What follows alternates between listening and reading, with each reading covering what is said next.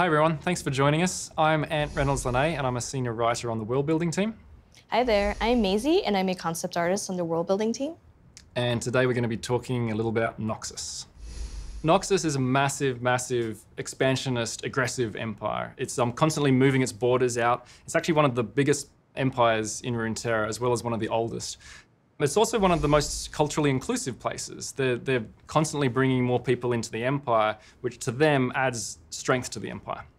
Traditionally, Noxus has always been portrayed as the bad guys or the evil faction. So today we'd like to take a closer look at them and to dive into some of the nuances and details that make up the empire. Noxus is situated on land that's very arid and devoid of resources, which makes it hard for them to grow any crops. And because it's so hard for them to sustain themselves, they've taken to expanding outwards and conquering other nations. So at the heart of Noxus, the capital, is actually built around an ancient fortress called the Immortal Bastion.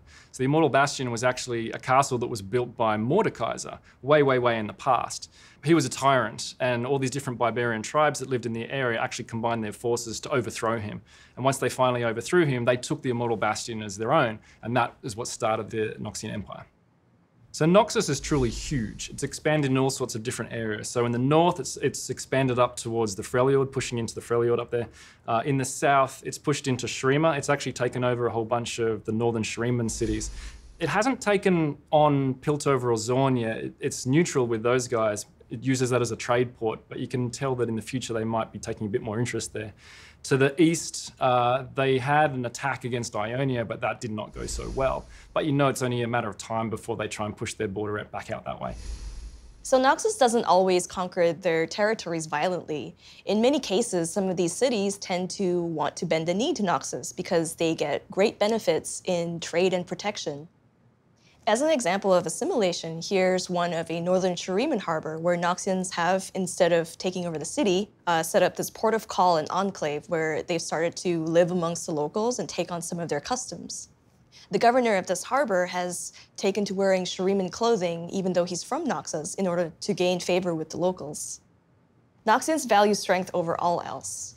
Primarily, this is martial and physical strength, although Noxians acknowledge strength in all its different forms. So if you're a very successful trader, or if you're politically inclined, you too can find great success in Noxus. Noxus's view on strength is exemplified by a notion that they call the tripharics. The tripharics, otherwise known as the principles of strength, are the three aspects of strength that they've identified which they believe that Noxus needs to be strong in all of these areas. And those three areas are might, vision, and guile.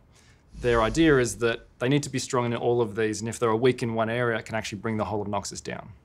So the tripharics is also the name given to the tri-leadership of Noxus. This was an idea that Swain has brought in. Rather than having a singular emperor, Noxus is actually led by three leaders, one each who represents one of those principles of strength. So you've got Swain, who represents vision. You've got Darius, who represents might, who is the leader of the military side of things, and an unnamed, sort of faceless figure who represents guile. Now, one of the ideas with this concept is that a single emperor can always be fallible and could bring Noxus down. But if you've got three leaders there, they can each hold each other more accountable. Noxus is a faction rife with symbology, and so the tripharics is very commonly represented throughout the empire. One of these instances is through the Noxian crest. If we look at the Noxian crest, the eyes represent vision, the pillars at the bottom represent might, and the blades represent guile.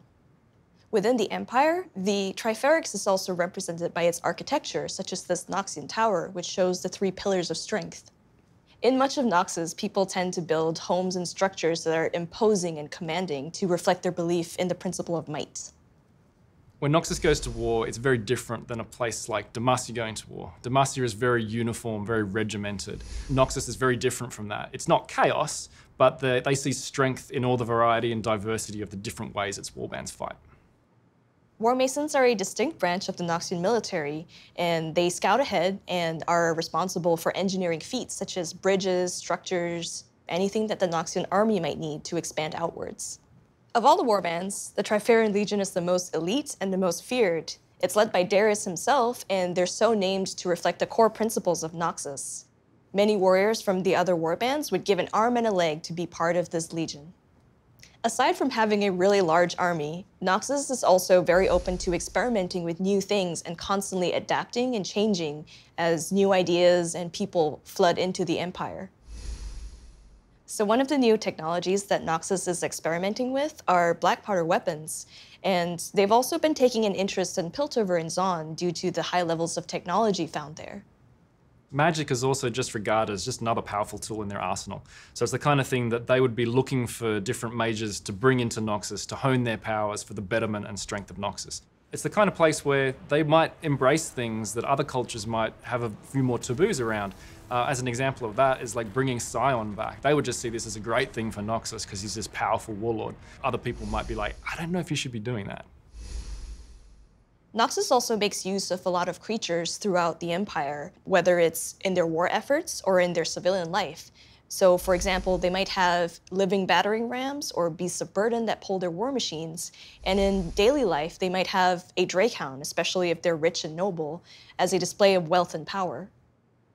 We hope you guys enjoyed this look into Noxus. And if you'd like to know more, we have new art and new bios on Universe, so please check it out. Thanks for watching. Thank you.